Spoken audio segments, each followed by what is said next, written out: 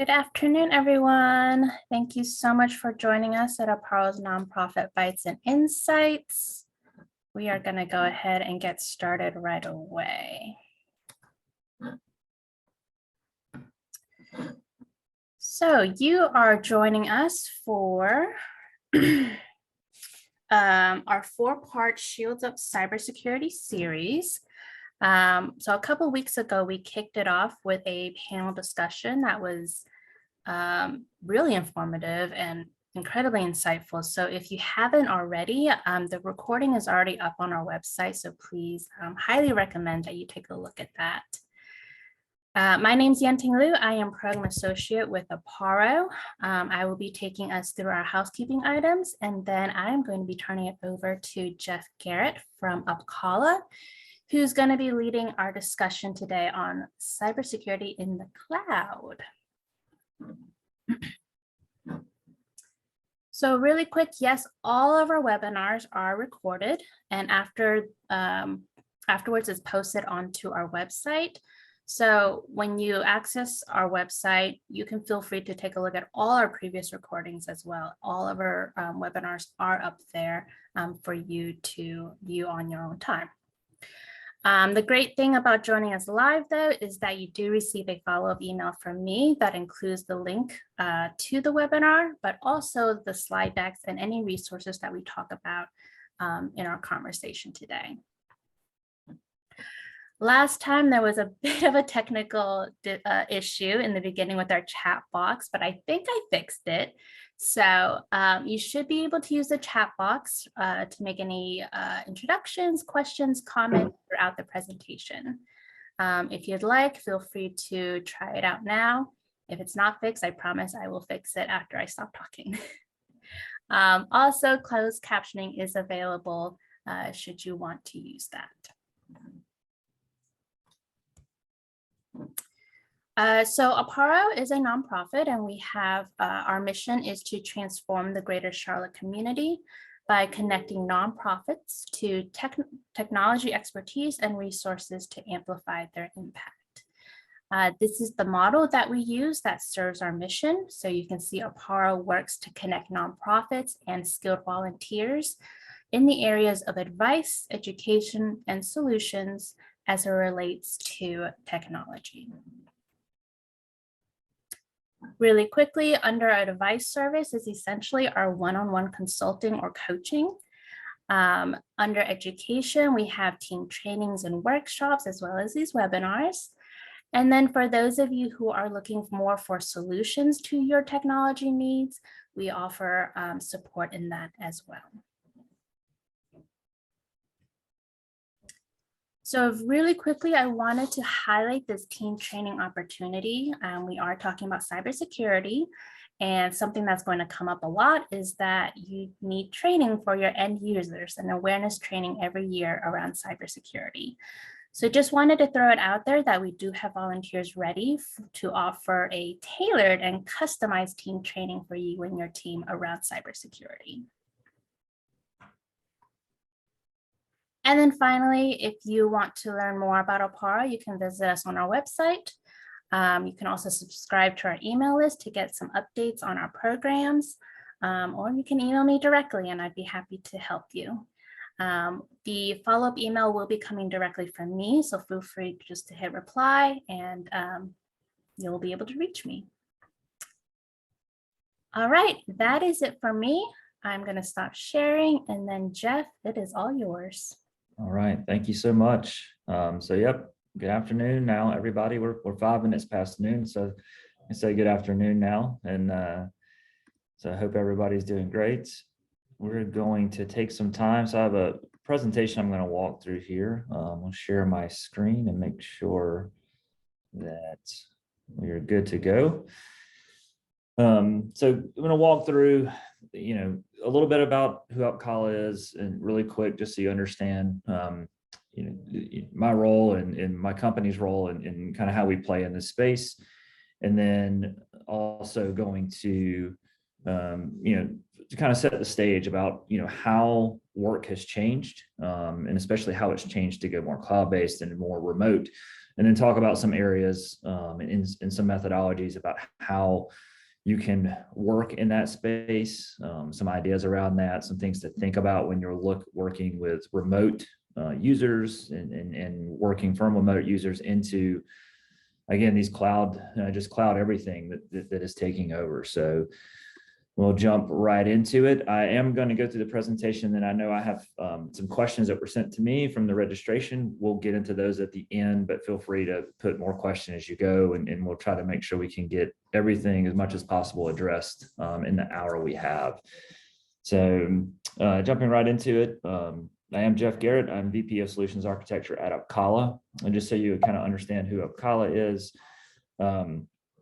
we are a trusted advisor firm in the Charlotte, North Carolina area, and we really kind of differentiate ourselves from some of these other areas for consultants, managed service providers, value-added resellers, where, and I would say where they are servicing customers and do some different things.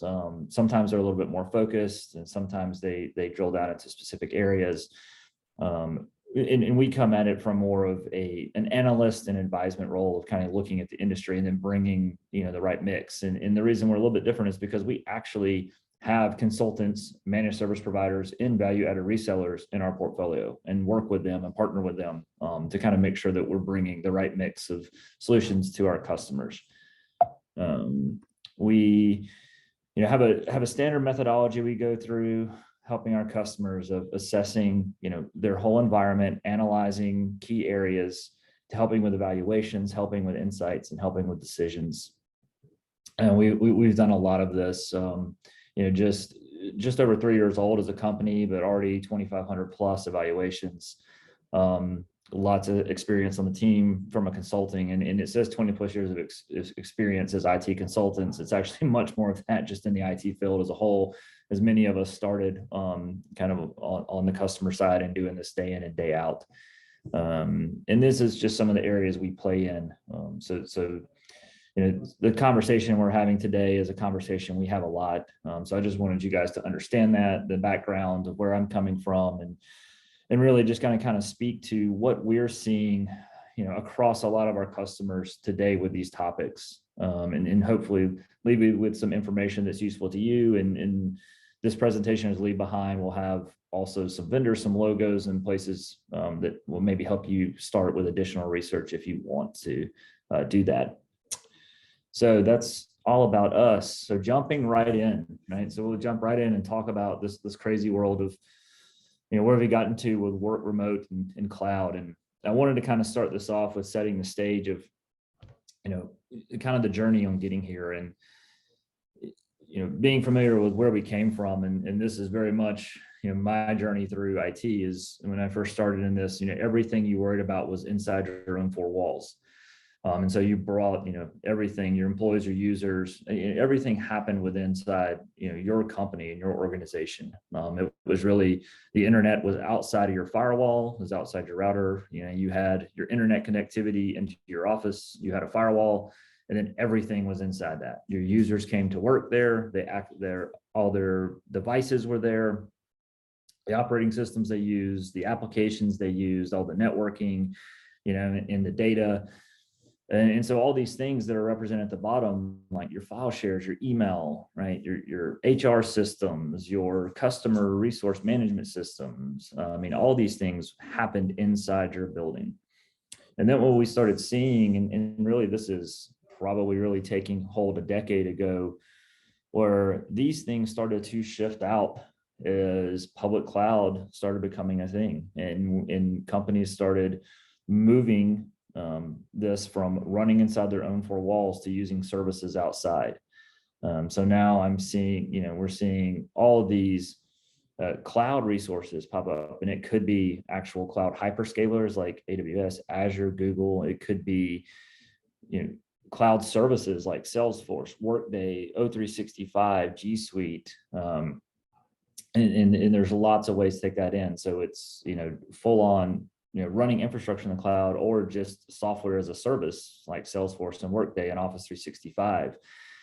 And so companies started using those instead of stuff on-prem. And really what happens with that is I still have my users in one location, but now I'm connecting and putting data, right? I'm putting data out there in these areas. And so I may not control the network. I may not control all the devices. I may not, I may just be using somebody else's application that they've built for me on the cloud, but I am putting my data out there. And this is where the idea of, data becoming the edge came from. If you hear that kind of buzz phrase, is it used to be that the network was the edge because all I had to worry about was my network, and securing that to make sure, what needed to stay inside stayed inside, and what needed to stay on the outside stayed on the outside. And I could do that with my firewall, as this represents, and set up security there. And this really started changing things, where now I have data that's outside of the control of some of my security protocols. And then I have to start thinking about that differently. And then lo and behold, what happens is, the COVID pandemic comes along, and it really, I think it pushed us quicker to somewhere we were already heading. And there was already some, work from anywhere, work from home going on, but it really pressed us hard into that environment. So now my users, instead of just being inside my four walls, they're working from home, right? They're working from anywhere. They're on mobile hotspots. They're in coffee shops on Wi-Fi, on public Wi-Fi, on less secure connections, and they're connecting back to all this. But that also means not only do I have now that data out in these cloud providers, we're now looking at a situation where I have data at these locations with my users, and I also have their devices, and also have their operating systems potentially that I have to worry about. And so this is really what the modern IT data center looks like. It's no longer just your building, for walls. You have to think about this, and this is how you can see that really where data becomes the edge, is because now I have data all across all of these areas, and that's my perimeter. And I have to think about, how am I getting my users securely interacting with my business on a day-to-day, when I can't really control, like I used to, how everything comes in and out. So, that's where we're going to spend the next little while landing, is just talking through that and talking through some things we're seeing, the pros and cons of each, and how they kind of play in this world. And then also some of the things to be aware of on the cloud side with these guys, and these cloud providers, and how they're handling security. So typically start with VPN. It's a very common thing. And we've been using VPN since 1996, I believe, was when VPN was kind of first introduced, at a large scale. But the idea of your virtual private network is that I am creating a secure tunnel between myself and another location. So instead of going out over the internet to go to things, I am creating this encrypted tunnel from one location to another. And so, why is this a benefit? So if I'm sitting, on public Wi-Fi, or if I'm sitting in a public area, I'm not just putting my connection out there for people to, what we call sniff packets, right? To look at my data, to everybody being on the same network. So this is encrypted. It's basically a private tunnel that sends my data back over here. And if you really think about it, this is what a VPN is doing, is a VPN is virtually putting you on another network.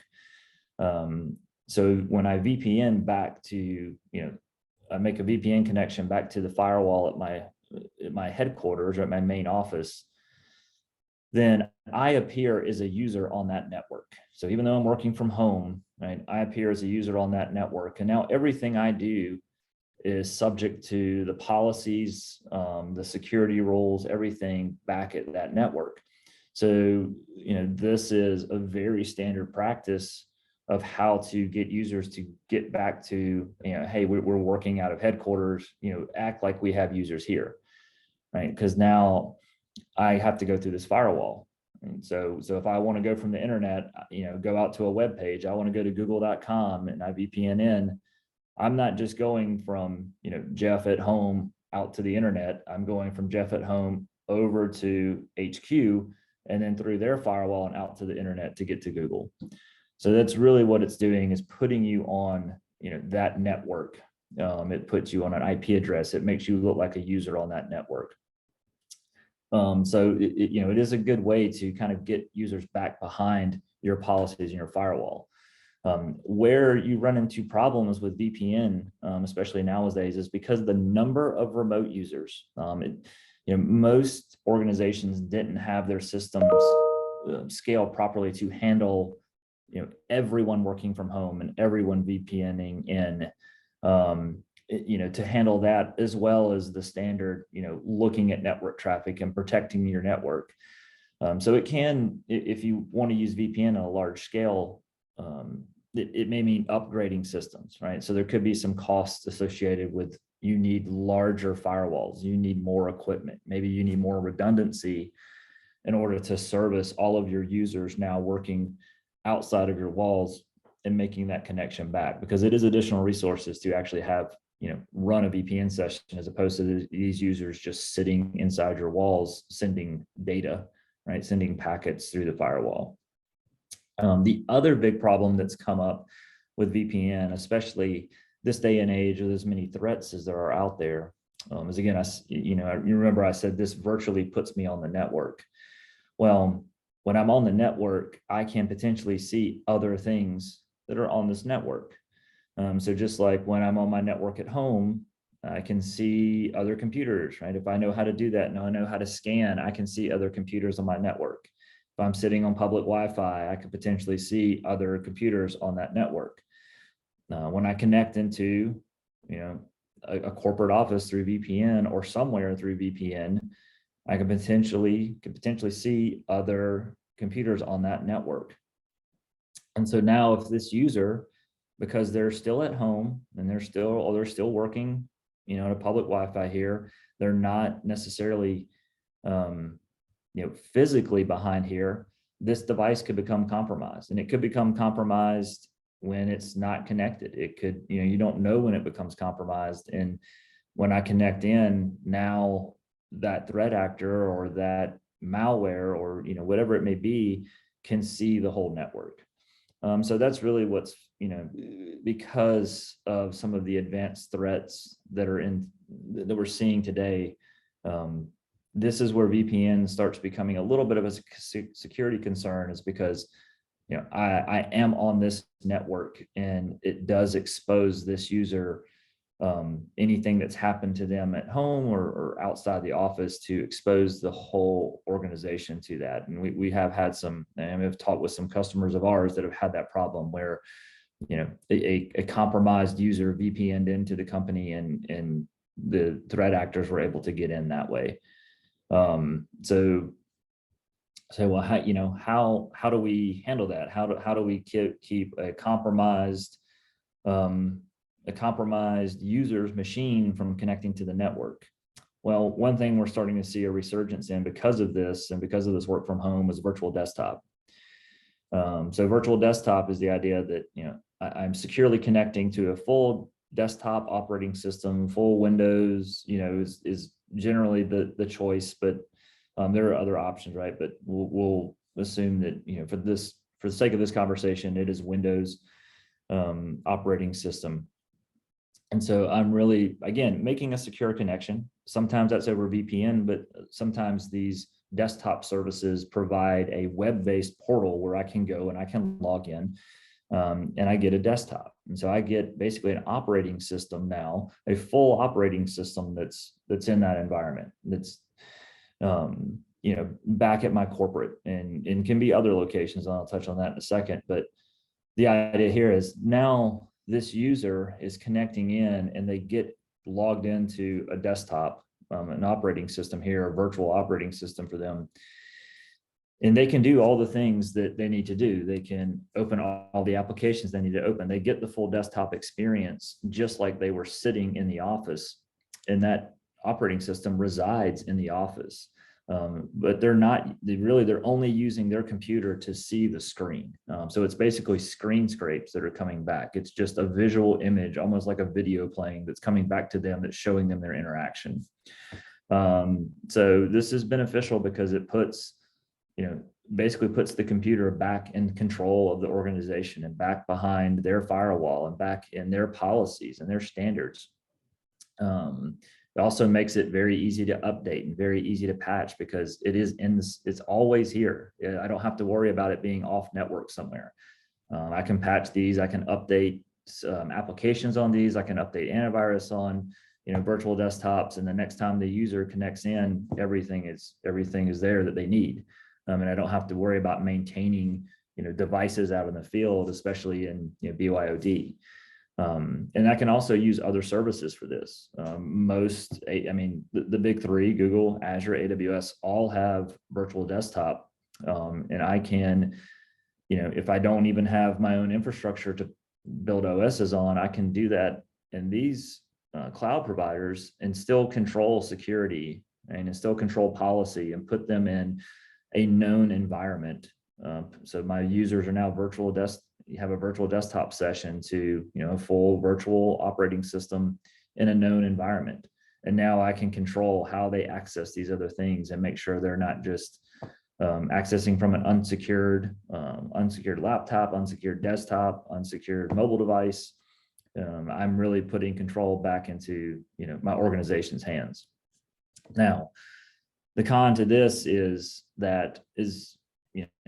flexibles that make it as much control as that gives you back. It can be expensive to run the infrastructure needed to run virtual desktop. So depending on the use case, depending on how powerful your desktops need to be, depending on how many you need to run, it also depends on how often they need to be up or can they be shared. There are mechanisms that allow you to have users share desktops and their data stays private to them. But if one logs in during the day and one logs in at night, they can share those resources. That's a benefit. But the more you get outside of shared resources, the more you get into everyone needs a dedicated desktop. Those desktops need to be up and running 24/7 for whatever reason. The more you get into those scenarios, it can become expensive to maintain that infrastructure. But it is a very good model to kind of put everything again back behind your four walls and avoid the risk of having someone else's device that you can't control bring in threats to your network into your organization.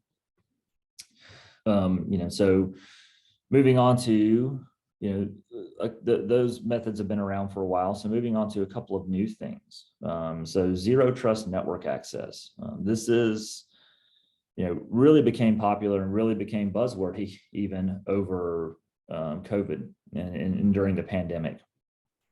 And so sometimes it gets a little bit overlooked because people think, okay, I hear ZTNA, I hear zero trust. It's very buzzwordy. I don't know what it really means. I don't know if anybody really knows what it means. But just because it's buzzwordy doesn't mean it's important. And it's a very interesting methodology about how to kind of replace the idea of VPN in an environment to get users connected. And the whole idea is that it is more than just one tool. It involves a few different things, but at its very core, it involves identity. So making sure users are who they say they are, vulnerability, making sure users are protected on the device they're on, that they're not there's no vulnerabilities. This is getting into antivirus, endpoint protection, that the device is secure itself from vulnerabilities, and then the zero trust connection on its own. So with zero trust, what's happening is, we talked about VPN is putting you on the network. Zero trust is giving you is the whole idea behind zero trust is a connection. It gives the user connection to an application. But it doesn't show anything on the network. It doesn't give an IP address. It doesn't actually put the user on the network as a whole, so they can never scan. So like a threat actor couldn't get compromise and then scan the network to see things going on. So if me working from home using a zero trust methodology, I would probably log in to my device and I would use multi-factor authentication of some type, which means I would have to log in with a password, right? Get a code sent to me or have an app on my phone that says, hey, we just saw you try to log in, please approve. And I would get approved. And the system would check and say, okay, is this device secure? Is it fully patched? Is it have a virus protection on it? And then would say, okay, you've met all those standards. You're trying to get to Salesforce. Well, yes, Jeff, you have permission from the organization to access Salesforce. So we're going to send you there. Now, if I want to go to Office 365, it's constantly doing these checks. So if I try to go to Office 365 and it says, okay, yep, your identity is good, we see that you have no vulnerabilities, we'll connect you to Office 365. And again, no, I'm not on a network, I'm just connecting to an app. The interesting thing about the zero trust concept is that if during this process, let's say somebody was able to, because they were scanning, sophisticated ways of scanning, or it kind of duped me into faking authentication, they authenticated somewhere else. So maybe I authenticated fine to Salesforce. Someone got my credentials and my token for multi-factor authentication. They were accessing from a desktop that cleared vulnerability, but part of the identity, again, is context-based, right? It's context-based boundaries. And if they're operating a network, right, a location that my organization says, hey, they shouldn't be operating from, or this user, Jeff, is not normally operating from this environment, they could kill that connection. So if a threat actor was trying to compromise my identity and who I was to access the environment, but didn't meet the things that make, right, the multi-factor authentication steps that make Jeff to the organization, they could kill that connection. And so it gives a very secure way to access just to applications, not only in the cloud, but back to your home office. And this is even more, I think, more key, because when I get back here again, I'm not on the network. So I couldn't see anything else that was going on. I would only be allowed to access the applications that are given access to me. So, the checks are constant, right? You see that as another pro over here on the sidebar, is these checks are constantly going on. So it's not like VPN where it's, okay, you signed in, we proved that you are who you say you are because you signed in, and now we'll give you access to the environment. And then never check again unless, you drop connection and have to reconnect. The zero trust network access, one of the core concepts is that all of these things are constantly checked. They're constantly being looked at in that way. If anything is compromised at any time during that session, that user is cut off from one or all applications or workloads. Really, the con here is, it does require installation and upkeep of several independent tools, right? So to do this properly, you need MFA across, your users. You need endpoint protection on those devices that your users are accessing from, because you want to make sure that they're accessing from a secure device. And you need the zero trust connection tool itself, which the actual tool set that does the secure connection would be a separate tool. In a lot of cases is an agent that is installed on devices. But depending on, what kind of feature sets you need from these kind of tool sets, this could be actually more cost effective than upgrading all your equipment for VPN to do it the right way, or running remote desktops. So a lot of it just depends, all of this is going to depend on unique use cases of how much do I need to access, how much do I need to deploy to get my users where I need them. But it does require, management of a lot of those, a lot of different tool sets to make sure you're doing the full policy. An area off of this, right, this is getting a little bit more advanced, is what we call security service edge. So if you've ever heard of secure access service edge, or SASE, as it's been referred to in the networking world, this is just the security side of that. And the idea here is that I'm going to use a cloud-based service, a cloud-based provider, that all of my applications, that all of my users in some form or fashion, via network rules or an agent installation that they talk to, that provide all the features that I would have gotten from users, being inside my four walls. And so it really, what happens is when you do that, it turns this kind of wild, wild west of the internet into a controlled, secure area. And these are some of the features it gives you: is a secure web gateway for browsing, a cloud access security broker, which is, tool sets that allow you to control policy on how users are accessing, these cloud tools and the data in them. The zero trust network access that we just talked about.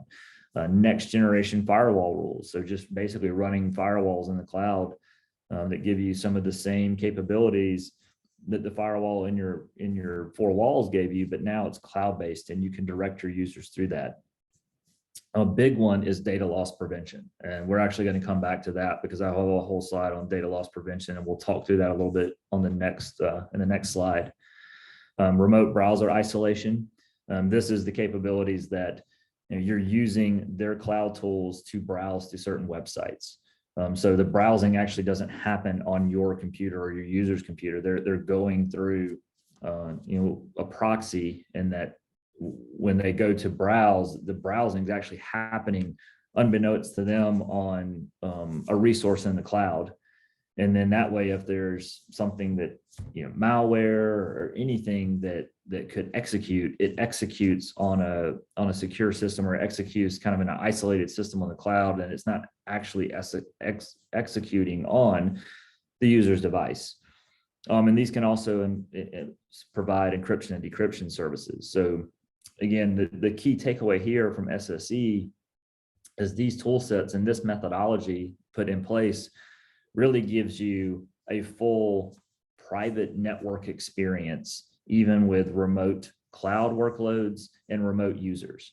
And this is, to me, is kind of, this is the holy grail of where you would want to get to with remote workforce, right? Because it really does create the most secure, again, just like a private network. I mean, that's, I've probably said that 4 or 5 times now, but I don't think I can say any better that, that's how it feels, and that's how it looks. And that's, it just makes everything feel like that first slide I threw up, where it's your 4 walls again, and you're in control, and all your policies are in place.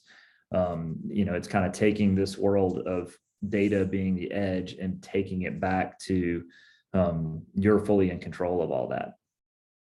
So this does, so lots of pros here, obviously, but the cons is it does require installation upkeep of several independent tools, that's just like the zero trust network access, because I do want to have MFA in place. I do want to have endpoint protection in place. I need, the SSE agent. So the tool set that would run all this I would need those agents deployed on user devices to make sure they're getting pointed to these cloud services. Or I would need to set up network settings to make sure they're getting pointed to these cloud services.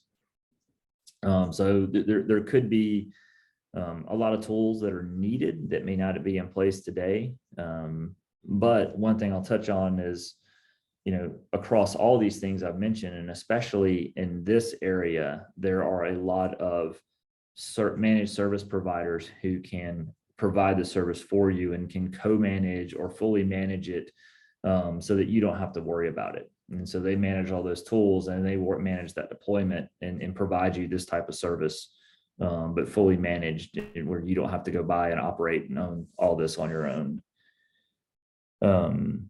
And so I mentioned DLP, right? And so data loss prevention, and I know that this probably addresses a lot of questions that came through, I know, in the pre-registration questions. And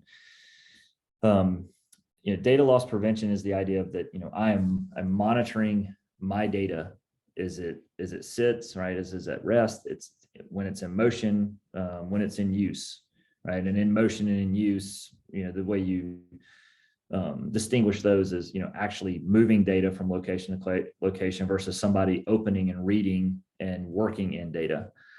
But in this day and age with, cloud workloads, we have to focus on data loss prevention in some form or fashion, because we really need to understand where our data going. And we're actually starting to see data loss prevention show up in cyber insurance requirements, especially for organizations that handle sensitive data of any kind, whether that be payment records or medical records. The list goes on and on. And there's several tool sets, in this area, and a lot of things you may have already may have DLP features. So I mentioned like the SSE before, those services are going to have DLP as a part of them. If you use email security today, your email security platform may have some levels of DLP in them where, they can monitor and make sure, attachments that shouldn't be sent and documents that shouldn't be sent as attachments can be caught, and then that can be prevented. Your endpoint protection, if you're using, different, some more advanced endpoint protection tools, a lot of those are starting to put DLP as part of that, where they're, kind of monitoring those, your users at the edge, and what they're doing day to day to make sure, or, they're not, accidentally sending data. Or are they intentionally sending data? I'll say a lot of things that happen in this realm are not on purpose, right? It's users trying to, work. They're trying to maybe, hey, maybe I am working at the office and I know I need to work on this at home, and I just want to upload it to my OneDrive or my Google Drive, my personal Google Drive, so that I can know that I can get to that at home. So having, tool sets like this that can help an organization see, where's our data going? Is it getting moved to locations we are not aware of? Is there sensitive data going to places?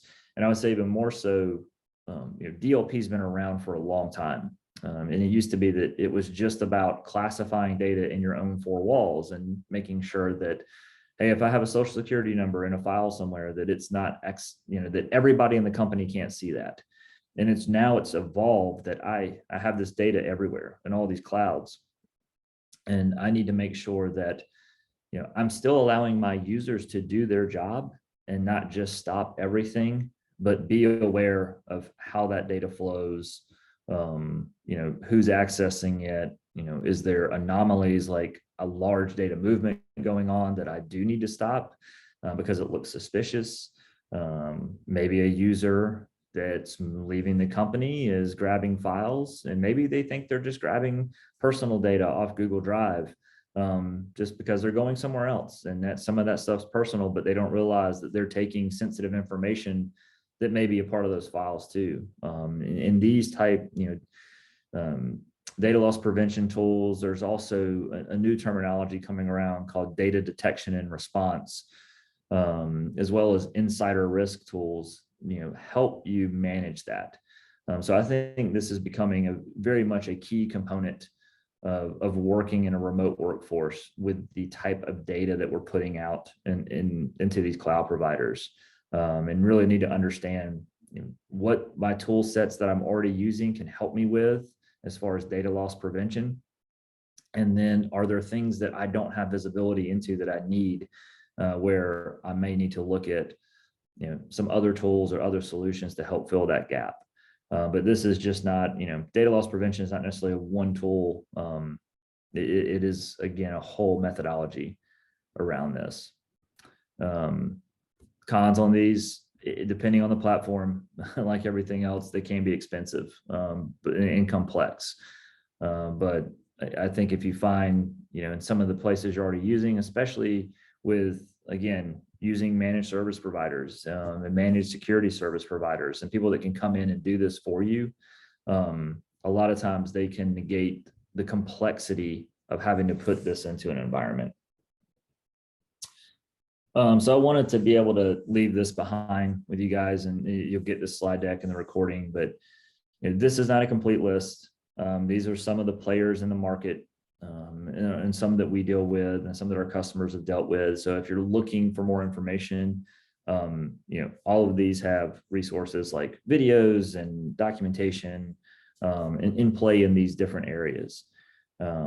So, again, as you look through these, like your firewall-based VPN, some of that's, I think, you probably recognize names like Cisco and Palo Alto, but these are the firewalls you would put in place in your own facility that you would have VPN capabilities back into for remote users. Obviously, virtual desktop, like I said, Microsoft and Google play there. AWS plays there as well, but not as much. I would say Microsoft from a public cloud is probably leading that charge with virtual desktops. And then some of the more traditional players are VMware and Citrix. And then the next two categories was zero trust network access and that security service edge. A lot of new players in that space with the likes of Zscaler, Netscope, Cloudflare, Perimeter 81, Cato Networks, which is a managed provider that helps with these type of services from a managed aspect. And then data loss prevention. Varonis is kind of a known entity. They've been around for a while. And then these other players like Digital Guardian, Cyberhaven, Code 42 are newer players in the market.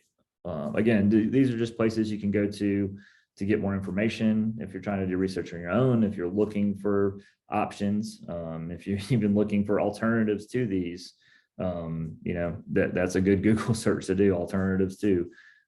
So hopefully you can take this and use it to your benefit. So a couple more things before we get into questions. So when it comes to cloud security as a whole, we've talked a lot about the remote workforce and accessing that. One of the things I want to everyone to be aware of with other considerations is when you're working with cloud providers, whether that be the hyperscalers, because you're just putting infrastructure, you're putting services in AWS, Azure, Google, or you're working with O365 or G Suite or Salesforce or any number of SaaS-based applications, everyone should have a shared responsibility model. And this is, documentation that would let you know what that provider is going to take care of versus what you need to take care of and be responsible for.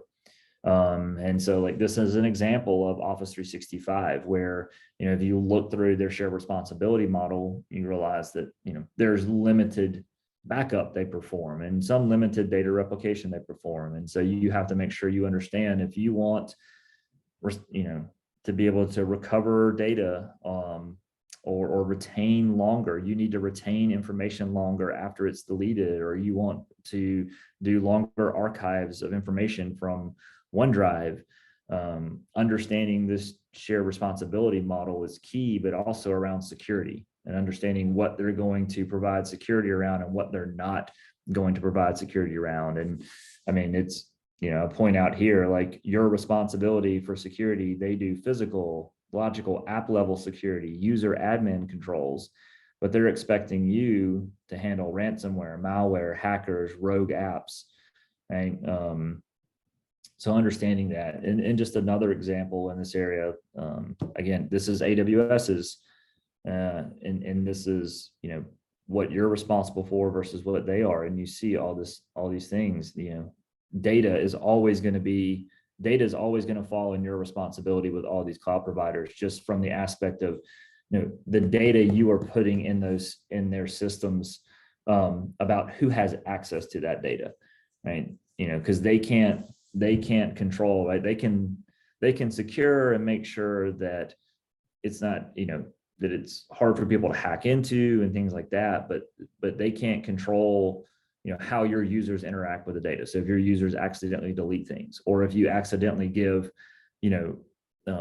are not using MFA and a user gets compromised and someone gets in through that means, right? So it's protecting that data through things like backup. That's what they're talking about here. But again, another example of a shared responsibility model. And everyone should have these. So if you're talking to any cloud provider for any means, whether it be, again, the big three or just a SaaS application you're starting to use, ask them about shared responsibility model. And the last thing here, this is not necessarily in line with everything we're talking about today, but I do like to cover this anytime I talk about security. It's just kind of the 101. Right, security 101 and things to think about. And this will help you, no matter whether you're in the office or have a remote workforce, whether everything's back in your own four walls or you're using cloud,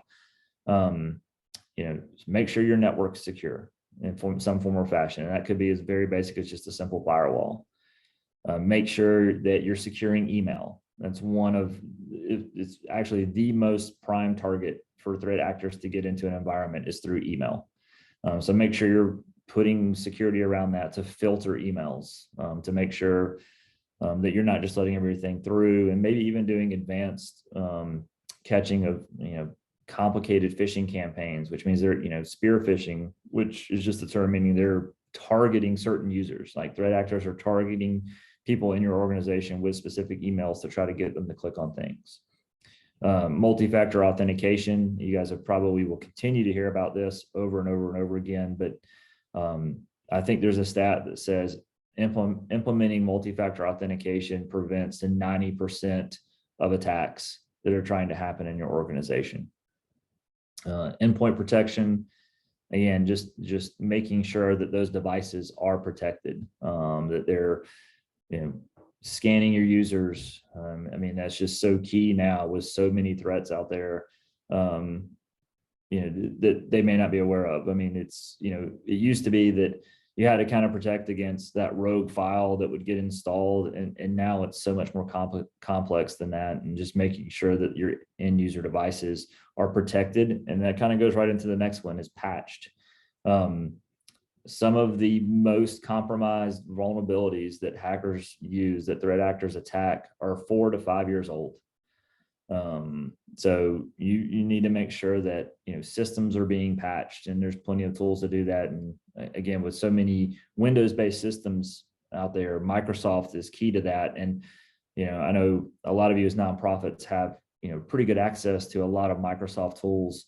And it's good that they play in that space, right? And you're probably using their operating system, so make sure it's patched. And then something that was brought up, I know through Aparo, is end user awareness training.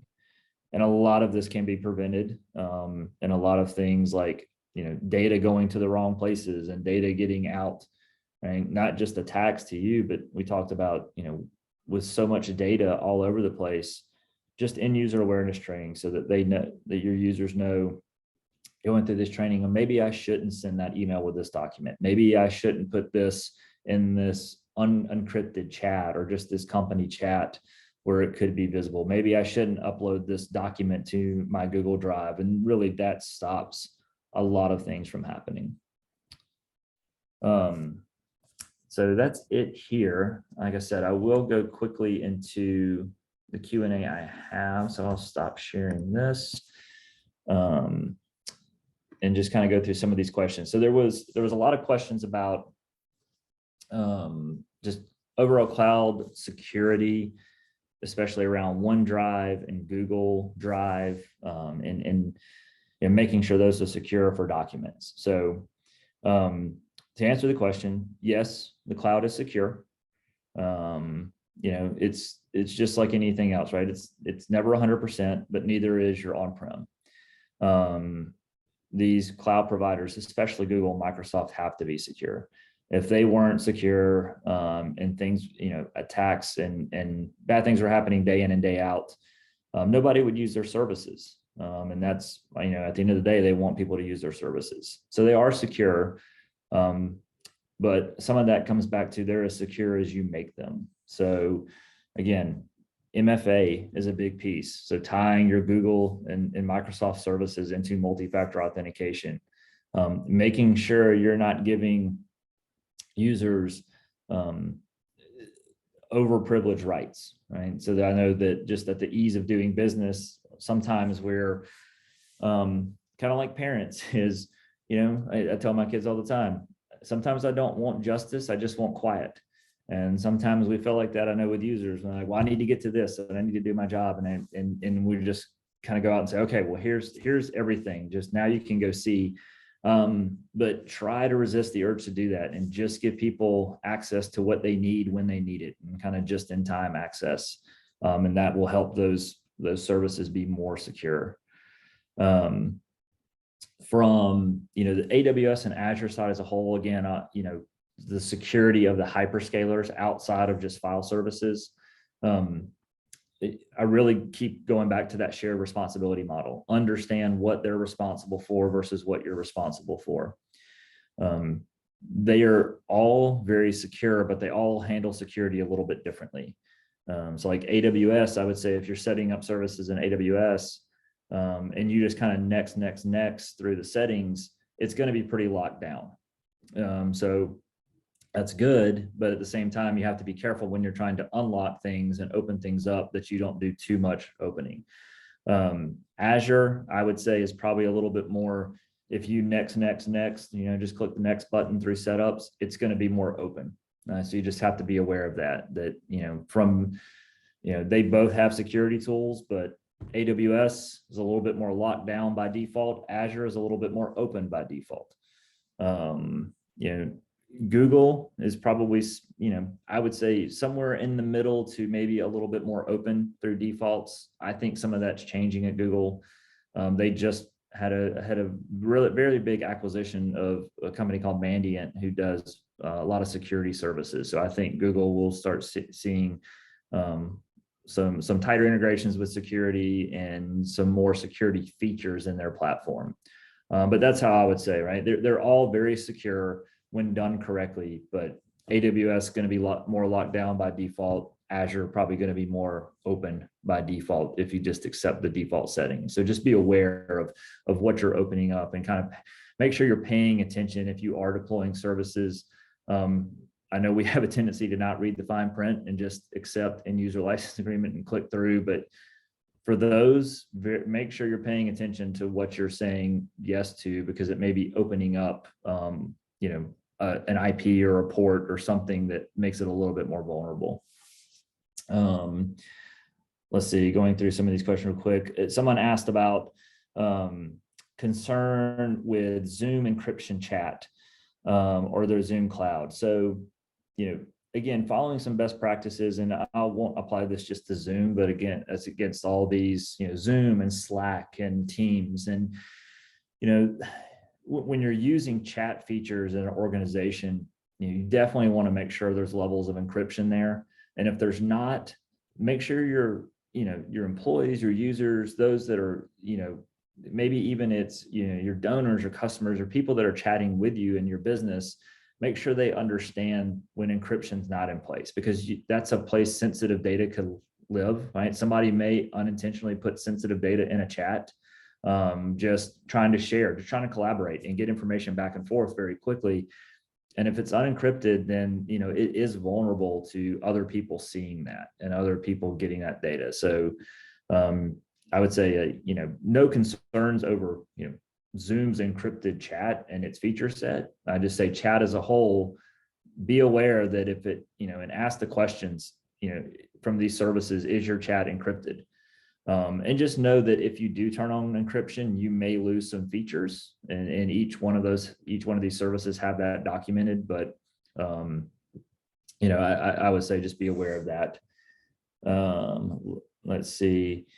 Yeah, some questions about, there was one question about, preventing download documents onto users' laptops because it's protected. I would say that's very much in that data loss prevention category.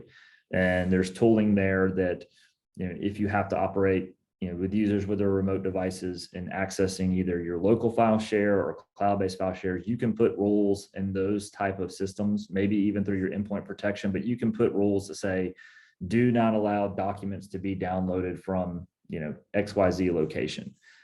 So working with that and actually preventing document download, emails, movements, very much falls in data loss prevention category. One other thing, there was a question I did want to touch on, but I'm not an expert on this, about payment processing in the cloud and how do we make sure we can take payments on lots of different devices.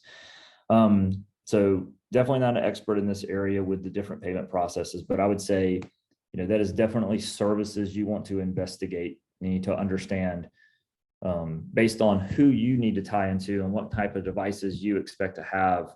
Go with somebody else's services that have built that securely. And then, make sure you're asking those things about encryption and secure payments, and are they storing credit card information, or are they just processing the data and then moving along if that's valuable to you? But the more you can rely on secure providers to do that and not store that data yourself, the better off you're going to be from a security standpoint, because you don't have that sensitive data for someone to come in and try to take. I think that covers. I'll do one more scan. I think we've covered most questions. So anything if there's any more we want to cover, and we have about 5 minutes left. Yeah, there aren't any questions yet that have come through the chat. So if you have any questions, now's the time to drop them in, or you can raise your hand and I can put you off mute. But while you guys are doing that, thank you, Jeff. That was amazing. A lot of information about the cloud. I know it can be overwhelming, especially for small nonprofits, but I feel like it gave a great overview of things that you need to be aware of, even if you aren't going to, even if you don't have the funding to apply some of these things. It's nice to know what direction to start going towards, or even considering a managed service provider, because it is a lot. Yeah. But one thing, I think my main takeaway is that it's as secure as you make it to be, right? So a lot of it is on us, on end user awareness. So yeah, I think that will be a common theme people will hear without this, all of these webinars that are going on is, you're kind of only as safe as you can make your users. And they, that's always the hole, that's always the gap. In security, layers are your friends, because nothing's going to be the perfect fit. You just have to kind of keep layering things on until the holes are covered.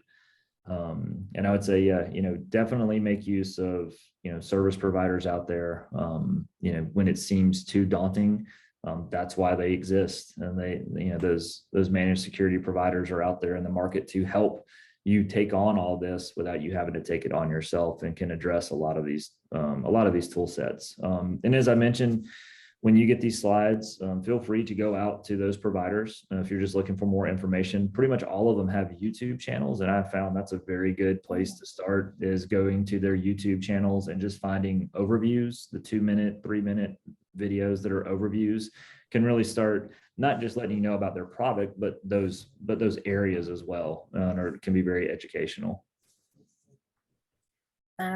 No questions, but a couple comments came through. Thank you for helping me make sense of all these tools. I had heard of them, but didn't understand what they were and how they work. Thank you. Security is expensive and continuing to evolve. With each new tool we implement to ensure we are secure, we lose some efficiency and performance. And people don't like MFA, but we have it in place. Yeah. And there are some things there, right? And I think security tools, there is a compromise. And, I think that will be one of the big things we see in security changing going forward is, there is this idea of, not interrupting the business, not interrupting users, not interrupting the organization, being more collaborative, allowing more collaboration, but also being aware of what's going on. And so that's probably, how you'll see security tools change down the road is, be more secure without, frustrating the users to the point that they don't want to use it. True. Well, that's it. We are at time. Thank you again, Jeff, for volunteering your time and your expertise with us today. Our webinar next week will be around low-cost tools and solutions. So especially if you are more of a newer nonprofit and just need something to get started, that would be a great place to start. Of course, if you are more mature nonprofit, it's still a great webinar to participate in. So hope to see you all there. Expect a follow-up email from me to include the deck as well as the recording. And everyone have a great rest of the day, and we'll see you next time. Thank you, everybody. Thank you. Thanks, Jeff.